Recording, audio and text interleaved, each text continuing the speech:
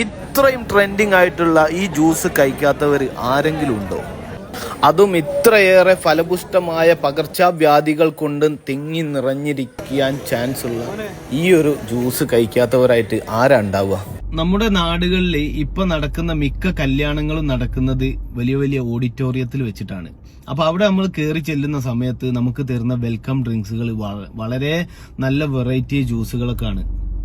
അപ്പൊ നമ്മൾ അത് വാങ്ങുന്നത് കഴിക്കുന്നത് നമ്മളെ കുട്ടികൾക്ക് കൊടുക്കുന്നുണ്ട്. ഇതൊന്ന് നിങ്ങളൊന്ന് സൂക്ഷിച്ചു നോക്കി, ഈ ഗ്ലാസ് കഴുകുന്ന വെള്ളത്തിന്റെ ഒക്കെ അവസ്ഥ.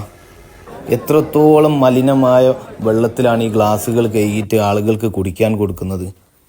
നമ്മുടെ നാട്ടിലൊരു സാധാരണക്കാരന്റെ ഷോപ്പിലാണ്, ഈ ഒരു കൂൾബാറിലാണ് ഇത് നടക്കുന്നതെങ്കിൽ നമ്മുടെ ഹെൽത്ത് ഡിപ്പാർട്ട്മെന്റും ഗവൺമെന്റൊക്കെ വൻ ഫൈനുകൾ ഇവർക്ക് ഈടാക്കും.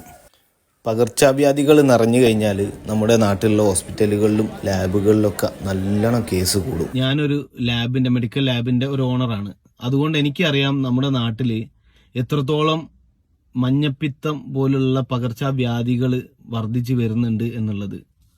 നമുക്കൊക്കെ അസുഖങ്ങൾ വരാം, നമ്മൾ ശ്രദ്ധിക്കാനായിട്ടാണ് കൂടുതൽ അസുഖങ്ങൾ നമുക്ക് വരുന്നത്.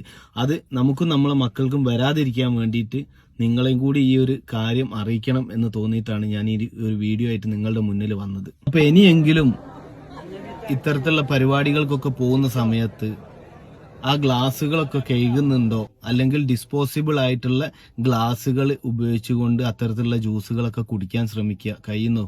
അപ്പൊ ഞാനടക്കം ഇത്തരത്തിലുള്ളതൊക്കെ കുടിച്ചു പോവലുണ്ട്.